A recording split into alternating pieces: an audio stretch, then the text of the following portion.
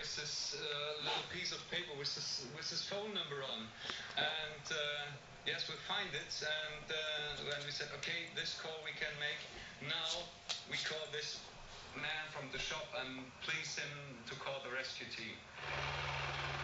It wasn't long before rescue teams arrived. And then we heard this helicopter. It was so great. You couldn't believe it. It was so great to see this two helicopters coming in. They were so in a hurry. The men came out and took us like puppets, threw out the bags. Go to the helicopter, and you go to the helicopter, and you go there. What helicopter anyway? North Shore Search and Rescue says it would have taken the crew days to find their way out. This could have been a catastrophe. We pulled this one out of the hat. This could have been a one-way trip for us too, and we were prepared for it. On a scale of 1 to 10 of seriousness, this was a 10. When we asked what gave the crew hope, this is what they said. One night before, we imagined, or could you imagine a beer? Could you imagine a warm bed? You were freezing. And one day later, we had a beer, a warm bed, and something to eat. Should have known it would have been a beer. All right, we are turning to provincial politics now, and Premier Gordon Campbell has now achieved a dubious honor in light of the Liberal government's handling, or mishandling, some would say, of the HST. A new poll out this weekend shows he may just be the most unpopular premier in the country. Brian Coxford explains. Premier Campbell presides at a ribbon cutting to start a Vancouver to Whistler bike race. In the race, there will be a winner. But on the political side today, it seems the Premier and his party are moving in the opposite direction.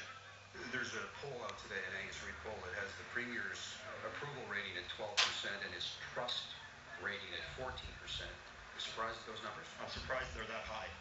Really? Yes. No, I'm not surprised, because I think he wasn't very honest with the public about how he handled things.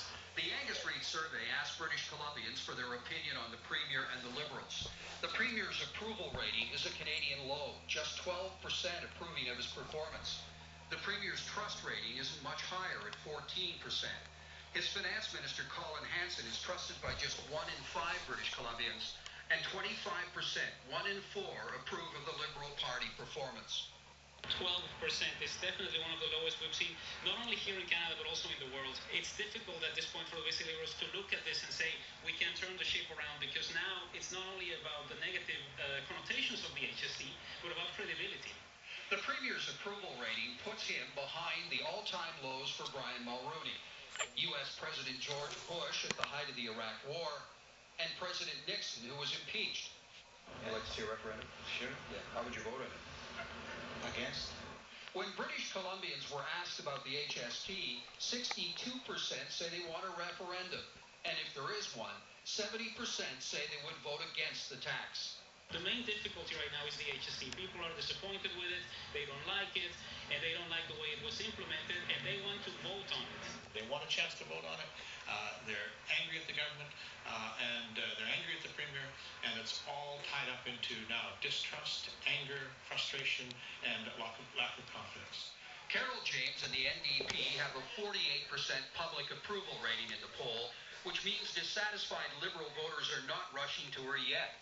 If they were, given the circumstances, NDP rating should be in the high 50s.